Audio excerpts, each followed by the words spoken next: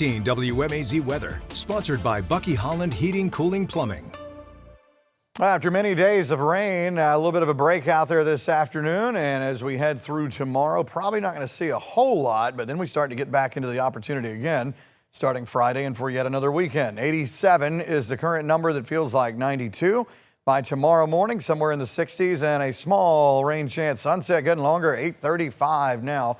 These are the real numbers, 80s on the board. I say real because we have a heat index, 90 in Warner Robins. So you factor in the humidity and we have hit the dark green, folks. We're in the muggy stuff, very swampy out there. So you factor that in and it feels like these numbers. We're seeing 97, 98 in a couple of spots out there. A little bit of the summertime thing, that's for sure. And of course, the summertime pattern means you get a pop-up shower, thunderstorm in a couple of spots. Now, what we've been seeing here recently has been incredibly active, which is hard to even imagine that I would be saying that just a month or so ago. But yes, after all the dry weather, we have really been trying to catch up. You can see Upson, Crawford County, parts of West Bibb, nothing big with this. This is mainly just a shower. Again, you know how it is when you see the red on there, you get underneath one of these, it'll put down some pretty good rain in a short amount of time. We did have some lightning going on, mainly east of Dublin toward Wrightsville there, and that's kind of fallen apart. So there's activity out there, but it's not just overwhelming like we have seen for a handful of days. Let's go forward with future view. Not saying we couldn't see something isolated tonight, but more than likely it'll be a pretty quiet night and staying warm and muggy.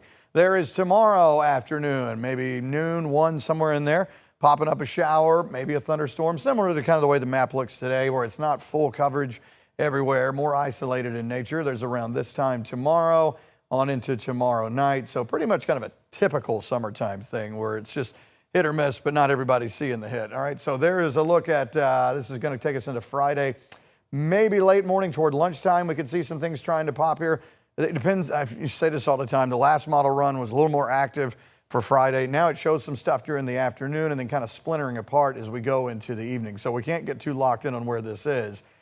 We do know that rain is possible, maybe with some thunderstorms as we go through the day into the afternoon Friday. And there's even late Friday night into Saturday. And then this only gets us out into Saturday morning. Let's go long range.